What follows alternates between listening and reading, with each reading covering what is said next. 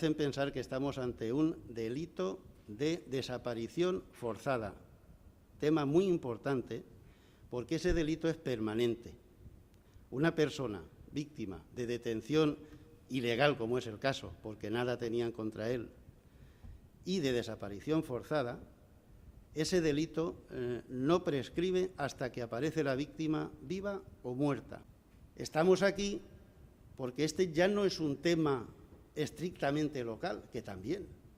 Estamos aquí porque ya no es un tema de que hay que aplicar una reglamentación local o una ley autonómica. Estamos aquí porque esta iniciativa del Ayuntamiento, pues digamos, pone en un brete de alguna manera al propio Gobierno de España.